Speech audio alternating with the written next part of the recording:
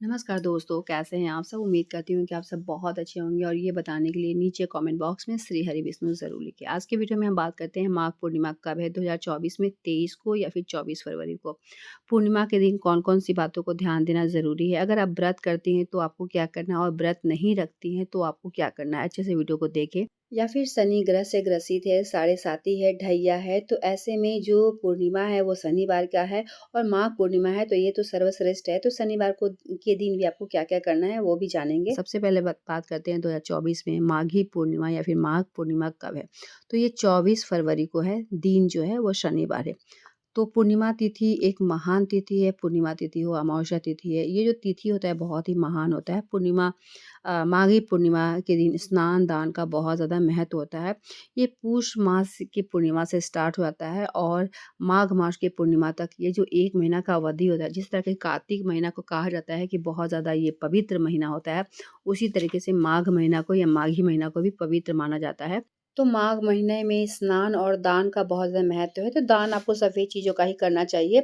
और जब भी आप दान करती हैं तो एक बात हमेशा याद रखिए कि स्नान करने से पहले जो दान का सामान है वो निकाल कर लें, क्योंकि स्नान करने के बाद अगर आप कुछ भी दान के लिए सामान निकालती हैं तो जितने सामान में को छूती हैं वो पूरा दान का ही पात्र बन जाता है।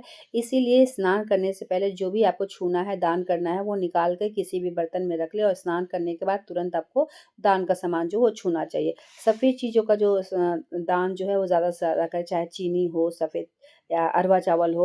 आटा से ज़्यादा लोग चावल का ही मान्यता देते हैं, तो चावल का वो कर सकते हैं, बताशे का कर सकते हैं या फिर सफ़ेद कोई भी चीज़ का भी आप दान कर सकते हैं। ये सर्वोत्तम होता है, ठीक है? तो पूर्णिमा जो है वो 24 तारीख को, दिन जो है वो शनिवार है और शनिवार के दिन कुछ ऐसा उपाय भी आप कर सकती हैं।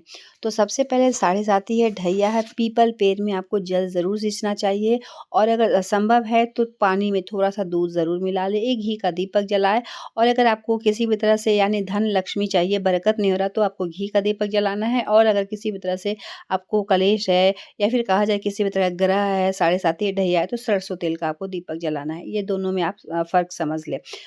उसके बाद उस दिन स्नान जो है, अगर आप बाहर जाना चाहती हैं, कहीं भी नदी सरोवर में स्नान करना चाहती हैं तो उत्तम है और अगर नहीं है तो घर में भी गंगा जल मिश्रित जल से ज़रूर स्नान करें।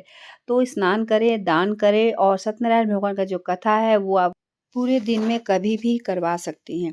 तो इस तरीके से करें और जैसे कि मैं बताई कि सफ़ेद चीज़ों का दान अगर आप करती हैं तो अति उत्तम है। अब बात करते हैं कि क्या इस दिन आप पूर्णिमा का व्रत स्टार्ट करना चाहती हैं या फिर कोई भी व्रत आप क्या स्टार्ट करना चाहती हैं? तो कोई भी व्रत आपको स्टार्ट नहीं करना है, क्योंकि इस साल अधिक मास हुआ था यानी मलमास हुआ था और ऐसे में आपको होलिका दहन के बाद ही हर एक चीज़ स्टार्ट करना है।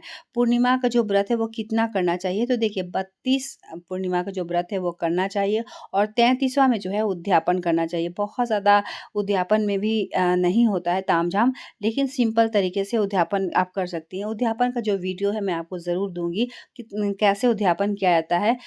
जो पूर्णिमा का व्रत हो या फिर कोई भी अगर आप व्रत करती हैं तो उद्यापन का बहुत ज़्यादा मान्यता है। जब तक उद्यापन नहीं करती हैं तब तक उस व्रत को माना नहीं जाएगा। तो उद्यापन तो बहुत ज़रूरी है। तो पूर्णिमा का उद्यापन आप कैसे करेंगी वो समझ लें। तो उद्यापन का वीडियो मैं ज़रूर लाकर आपको दूँगी कि उद्यापन कैसे करते हैं। तो कल 24 को आप ज़रूर से ज़रूर स्नान करें, दान करें और अगर कथा कहती हैं तो कथा ही कर सकते हैं। अगर व्रत रखना चाहते हैं, जैसा आपका नियम है ज़रूर करें और सबसे ज़्यादा है कि उस दिन विष्णु भगवान का पूजन करें और साथ ही खीर आपको ज़रूर से ज़रूर बनाना है। खीर बनाने के खीर में भी एक तुलसी की पत्तियाँ डाल दें और साथ ही विष्णु भगवान को भी तुलसी की पत्ती ज़रूर से ज़रूर चढ़ाएँ। अगर किसी भी तरह का शादी में आपका विलम्ब हो रहा है तो उस दिन आप ज़रूर से ज़रूर खीर बनाएँ, भगवान को अर्पित करें और साथ ही विष्णु भगवान का पूजन करते हैं। विष्णु भगवान का पूजन अगर आप करती हैं, क्योंकि इस दिन विष्णु भगवान का अगर पूजन करते हैं, माघी पूर्णिमा है, ये सर्वश्रेष्ठ होता है और कहा जाता है कि किसी भी तरह का अड़चन है, रुकावट है, गरीबी है, कलेश है, दरिद्रता है, बरकत नहीं हो रहा, हर एक चीज़ में आपको ये बहुत ज़्यादा लाभ देगा। करके ज़रूर देखें और ये कहा जाए तो बहुत ही कारगर है, क्योंकि हर एक दिन का मान्यता अलग-अलग होता है, हर एक दिन का वैल्यू अलग-अलग होता है, हर दिन एक जैसा नहीं होता है। तो ये माघी पूर्णिमा जो है सर्वश्रेष्ठ है और उसके बाद जो होता है फाल्गुन मास स्टार्ट हो जाता है।